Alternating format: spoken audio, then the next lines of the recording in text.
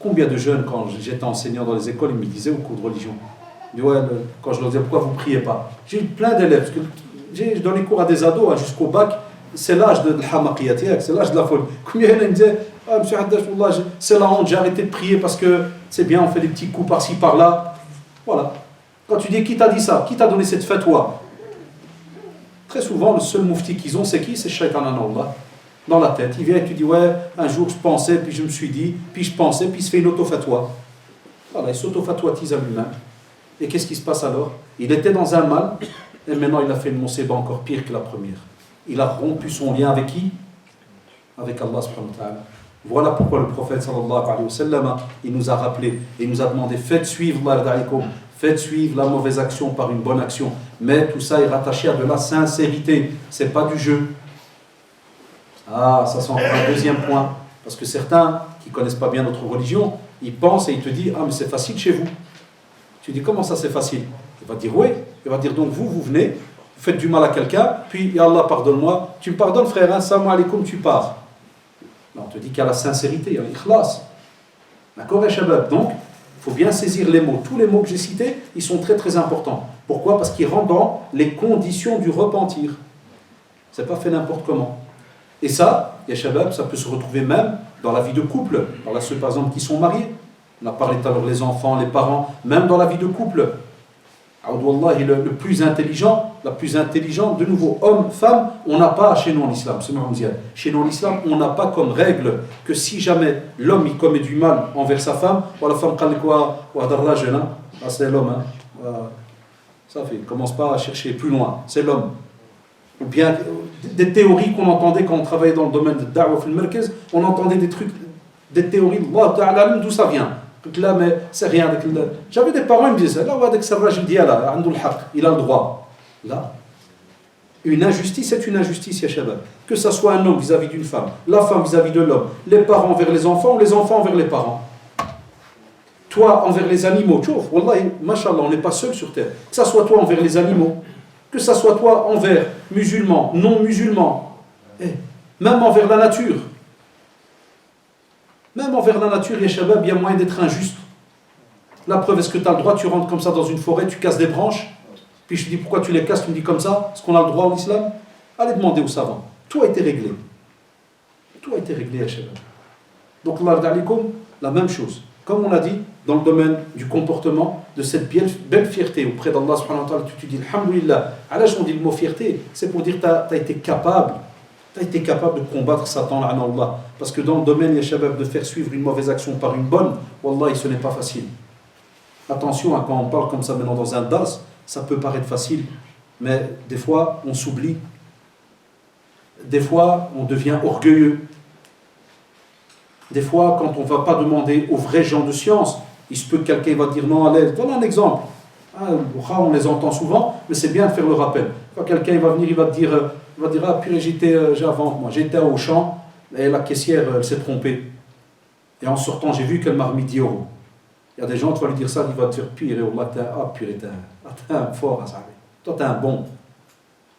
Voilà. Et il sent que c'est pas normal, mais il va continuer. Zid shaitan an Allah qu'il réconforte. Tandis que l'Indien te dit non, tu reviens. D'abord, c'est de la justice, et deuxièmement, c'est même une forme de da'wah, subhanallah. Et tu as même le droit qu'en lui donnant, tu lui dis, ma religion ne me permet pas cela. Ça nous est déjà arrivé. Il y en a qui nous demandaient des fois, c'est gentil, c'est chez vous, chez les Maghrébins. Non, c'est chez les musulmans. Sois fier, dis-le. Dis non, c'est chez nous les musulmans. On ne peut pas prendre ce qui ne nous appartient pas. Donc voyez, shabab, wallah, vous pouvez discuter dans n'importe quelle sphère de la société. Vous allez à chaque fois trouver que le musulman, c'est quelqu'un qui vit dans la justice. C'est quelqu'un qui est droit, il fait son possible. Mais vous allez trouver aussi que c'est quelqu'un qui est un être humain. Il est faible, il a ses faiblesses, mais, de nouveau virgule, vous allez trouver que cette religion, elle a compris, parce que c'est elle qui nous a, subhanallah, c'est Allah subhanahu wa ta'ala qui nous a créés. Et cette religion nous a fait comprendre comment est-ce que normalement, nous, les petits êtres humains, faibles qu'on est, mais quand on commet une erreur, on ne se fait pas avoir par ce Satan à Allah et on ne reste pas dans le trou dans lequel on est. On fournit un effort et on va un peu plus loin. Et c'est pour cela qu'Allah subhanahu wa ta'ala, shabab, il nous annonce une belle nouvelle. Il nous rappelle dans Surat al-Baqarah, dans le verset 222, Inna Allah yuhibbu at-tawwabina wa yuhibbu al-mutatahhirin. Ça veut dire qu'Allah subhanahu wa ta'ala, shabab, c'est une très très belle nouvelle, mais on ne vit pas avec le Coran. Tout à l'heure, je regardais sur Facebook et il y avait Cheikh Al-Khaldi, vous connaissez? Je crois qu'il est à Roubaix. C'est juste, hein? Il est venu à Roubaix. Et j'étais en train de. Parce que je suis connecté à 2-3 pages. Puis le frère Hammou, hein, puis je clique, il a mis un truc en direct. Et subhanallah, à peine je clique, je vois Cheikh, avant de lire, il a fait une muqaddima sur le Coran. Et il a dit. En résumé, il était content quand il voit les jeunes ou des mosquées en Europe et ils enseignent le Coran. Parce que le Coran, ya shabab, quand on le comprend, wallah al-adim, il te remonte le moral. Quand tu passes par un verset comme celui-là, ou que tu l'as étudié par cœur, et que tu as commis une erreur, voilà, tu as commis une erreur. Dès que tu entends cela, tu sais la première belle information, c'est laquelle? D'abord, il commence par Inna. Allez, maintenant les habitués, je vous vois depuis 15 ans, là, je ne sais pas combien d'années je viens chez vous. Inna, qu'est-ce que j'ai toujours dit? Ça veut dire, Allah, vous vous rappelez, même ceux qui n'ont jamais fait de cours d'arabe, j'ai tout le temps expliqué. Même derrière, qui croit plus ou moins? Derrière, personne. Qu'est-ce qu'on a dit? Inna, ça veut dire Allah, ça veut dire sûr et certain. Alors, ça, c'est la première. Tu dis, ah, mashallah, ce verset commence avec Inna. Ça veut dire que ce qui va venir après, d'office, je vais l'avoir. On te parle après de qui? D'Allah. Inna Allah. Allahu Akbar. Qu'est-ce qu'il fait? Il aime Allah. Il aime qui? At-Tawwabin. Ceux qui se repentent. En 2017, c'est une info qui ne fait pas bouger beaucoup les cœurs. Hein. C'est pas comme le Black Friday, là où la Friday Black, comme toi, avec les vendredis de solde dingue, ou le 31 décembre, virgule. Ça fait pas très bouger le coin. Et qui pour un musulman croyant, wallah, au contraire, ça lui donne une de ces joies incroyables, ça lui donne une confiance incroyable, où il sait que, et c'est très beau, hein, c'est très beau. Quand on te dit qu'Allah aime ceux qui se repentent, ça veut dire que celui qui s'est repenti là, il était où il y a quelque temps? Dans le péché. Ah, il était dans le péché. On pourrait dire que c'est quelqu'un d'ignoble pendant qu'il est dans le péché. C'est comme s'il combat Allah subhanahu wa ta'ala. Ça ou là. Regardez, subhanallah, il passe d'un état à un autre. On ne te dit même pas qu'il se repent à midi. Il faut attendre qu'il y ait une révélation qui vienne et que si jamais 24 heures y passent, est-ce que vous avez déjà entendu ça? Abadan. Il se repent, Allah subhanahu wa ta'ala, qu'est-ce qu'il dit? Que automatiquement, dès qu'il se repent, et avec les conditions du repentir, Allah le déteste ou l'aime? Il l'aime.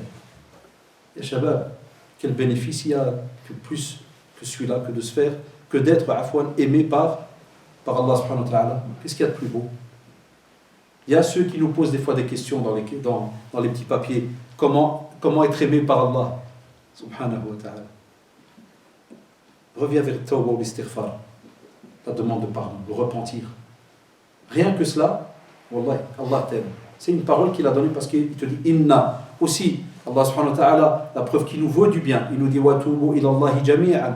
Qui ça? Ayyuhal mu'minun, la'allakum tuflihun. Ça veut dire, ya shabab, de nouveau, c'est un appel, c'est comme un ordre. Watubu ila Allahi jami'an. Ça veut dire que subhanallah, Allah subhanahu wa ta'ala n'a pas interpellé qu'un petit groupe pour le cadre. C'est tout le monde est touché par le repentir. Et on te dit subhanallah, c'est pas donné à n'importe qui. Parce que dans le domaine du tafsir, vous avez remarqué, il y a une différence quand on parle de muslimoun et de mu'minoun. Mu'minoun, c'est déjà le degré plus élevé. Hein, quand on est croyant, c'est ancré. On comprend, on croit, on sait ce qu'on est en train de faire. On est conscient que ça a de la valeur. Et on te dit, subhanallah, tu as encore un autre bénéfice. C'est lequel? Si tu veux avoir le salut. Si tu veux réussir. Toujours, subhanallah, ce que j'ai aimé, même si c'est des cours que je donne depuis des années, Allah en est témoin, c'est toujours un plaisir de les retravailler. Vous voyez ça, même si je le donne depuis des années que je donne des cours sur le repentir, le cadre, mais à chaque fois, c'est important même pour moi qui vous parle, chaque fois que tu retravailles avant de venir à un dars, wallah, que tu vois ces versets-là, tu te dis, la ilaha illallah. Qui on est nous par rapport à Allah subhanahu wa ta'ala? Wallah, qui on est? Qu'est-ce qu'on représente? Et lui, subhanahu wa ta'ala, il nous interpelle à chaque fois. Toubou. قل يا عبادي الذين أسرفوا على أنفسهم لا تقنطوا من رحمة الله إن الله يغفر الذنوب جميعا الله أكبر. Ce verset, subhanallah, il est encore il est incroyable. Vous savez pourquoi? Il est immense. Vous savez pourquoi, Shabab? Parce que dans ce verset que je viens de citer, le dernier, on est en train de parler d'une autre catégorie de personnes. Les versets que j'ai cités tout à l'heure, وَتُوبُوا إِلَى اللَّهِ جَمِيعًا, on ne sait pas de qui on parle. On sait qu'on parle de gens qui ont fait le péché. C'est juste ou pas? Mais c'est même général. C'est-à-dire on interpelle, on dit tout le monde doit se repentir. Tout le monde revient et demande le pardon à Allah subhanahu wa ta'ala. Mais dans le dernier que j'ai cité, on est en train de parler d'une catégorie incroyable. C'est laquelle? C'est celle qui a été dans l'excès. Celle qui a fait, comme on dit, Darijadiyan al-Fdayah. Elle a été loin. Qul ya ibadiya alladhina asrafu ala anfusihim. Ils ont été loin. Qu'est-ce qu'il leur dit Allah subhanahu wa ta'ala? Est-ce qu'il leur a dit innakum fi jahannam? Ça s'arrête là? Fini? Plus moyen de revenir? Vous êtes en enfer? Abadan. La taqnatu min rahmatillah. Jamais tu ne dois désespérer. Jamais. Ça, c'est ces hadiths. Regardez combien de leçons il y a dedans. C'est incroyable. On pourrait rester des heures. Ne désespère jamais de la clémence d'Allah subhanahu wa ta'ala et de son pardon. Hadou asrafu. Ils sont dans l'excès. Ils ont commis un tas de choses. Et même comme ça, Allah subhanahu wa ta'ala leur fait comprendre qu'il pardonne tous les péchés. Tant que tu es vivant, il y a des conditions. Et que tu mets en pratique les conditions du repentir, Allah subhanahu wa ta'ala il pardonne les péchés. Fais ton possible. Reviens. De nouveau à Shabab, même remarque. Qui nous parle? Allah subhanahu wa ta'ala. Même remarque. Qui sommes-nous? Tout petit, rien de spécial. Allah est devant la grandeur d'Allah subhanahu wa ta'ala. Lakin, subhanahu wa ta'ala, il nous a choisis comme étant ses adorateurs. Il nous a mis sur cette terre. Il aurait pu même, wallah, il nous balayer tous et rapporter d'autres communautés, comme vous le savez, c'est mis dans le Coran. Là, qui nous a laissé, subhanallah, ce bienfait immense, ya shabab, d'être de ceux de la communauté de Muhammad, sallallahu alayhi wa sallam, et de clôturer même ce qu'on appelle cette dernière révélation qu'est le Coran. Et il sera fier, le prophète, sallallahu alayhi wa sallam, le jour du jugement dernier, avec sa communauté. Puisqu'on a vu dans l'Isra al-Mi'raj la discussion quand il a rencontré Moussa alayhi salam. C'est juste ou pas? Il voit Moussa alayhi salam, il voit ce jeune prophète, il voit lui sa communauté, combien sont restés, puis il voit lui et toute sa communauté, et il est jeune. Regardez tous ces bienfaits. Et on a encore aujourd'hui des gens qui vivent toujours tristes, toujours ma'abbas. On a des gens comme ça des fois autour de nous. Toujours dayman ma'assab, dayman mrouwen. Qu'est-ce qui se passe à... Va lire un peu les versets qui remontent le moral. Wallah, il y en a beaucoup. Mais voilà, comme on ne vit pas avec le Coran, comme le Coran n'est pas notre programme journalier, c'est pour ça qu'on est des fois entouré de beaucoup de ma'asbin, de mrounin, de mghanfin, Wallah, c'est incroyable. Et dès que tu vas le prendre, tu vas aller à une jalsa, il y a un peu de Coran, il y a un peu de kada, tu vois le cœur, il se relâche. Il devient un peu plus mou. Et regarde, il y en a même qui pleurent. On est obligé, ya shabab, de revenir vers ce Coran. Wallahi, on est obligé de revenir. Et on est obligé de l'enseigner à nos enfants, même si ça les dérange, même si ça les embête. Quand je dis ça les dérange, ça les embête, c'est parce qu'il faut être honnête, on n'a pas l'art, on n'a pas la pédagogie. C'est comme ça. Ta'lim al-Qur'an d'il y a 30 ans, c'est fini. Il ne faut pas rêver. Maintenant, c'est une autre génération. Ce que nous, comment nous on a appris quand on était jeunes, même si c'était en Belgique, c'est passé. Maintenant, il y a une nouvelle génération. Il y a même des lois. Si des fois l'État savait en ce temps-là ce qu'on ne faisait jamais, je crois qu'ils auraient condamné à mort certains imams. Wallahi. Et qu'Allah subhanahu wa ta'ala les récompense. C'est pour ça que c'est une petite parenthèse. Vous avez entendu, on a eu des petites émeutes à Bruxelles. Chaque fois que je vous rends visite, je vous apporte des petites nouvelles de chez nous. Quand le Maroc a gagné son match là, de Côte d'Ivoire, Al-Jannah, les jeunes, ils ont mis sur Facebook, venez, sortons, il faut venir fêter ça au centre-ville. Et moi, vous savez, ça s'est mélangé avec des jeunes sérieux, puis ça s'est mélangé, il y a eu de tout. Et il y a eu ce qu'on appelle des émeutes. Ils ont frappé le fameux quartier que certains d'entre vous ils viennent visiter, Gare du Midi, le Monnier.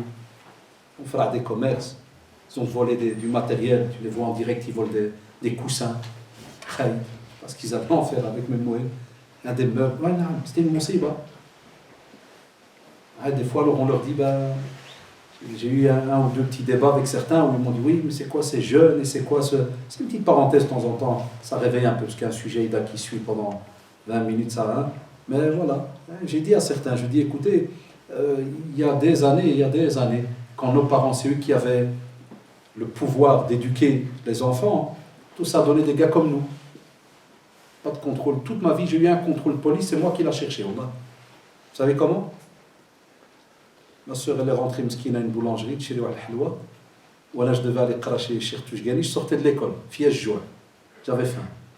Et je la vois rentrer dans la boulangerie. Je me dis, je vais puis je rentre, je vais crever de faim. Le cheikh, il va remarquer que je suis mbouar. Ou bien je vais l'attaquer parce que j'ai pas d'argent. Voilà, quand je rigole dans ma tête, je vois ma soeur, elle sort avec son sachet. Donc, ce que je fais, je cours, je n'acasse dessus, je lui pique le sachet. Je n'ai pas pensé à ça. Elle a crié, il y avait des policiers qui passaient. Ils croyaient qu'il y avait un braquage. Ah, ils m'ont arrêté à l'aftour. 2 Golf, en ce temps-là, avec les GTI. Ils sont sortis avec des fusils. Wallah. Ah, je dis non, c'est ma soeur. Et elle m'a pas reconnu, elle crie au voleur, au voleur. Ah, dis-moi. Oh bah, c'est le seul contrôle de ma vie. 48 ans, jamais été contrôlé de ma vie, ni voiture, ni rien. Je leur dis ça, c'est quand nos parents, ils avaient le pouvoir. Quand tu avais un qui faisait le tordu, les parents, ils le laissaient à son aise.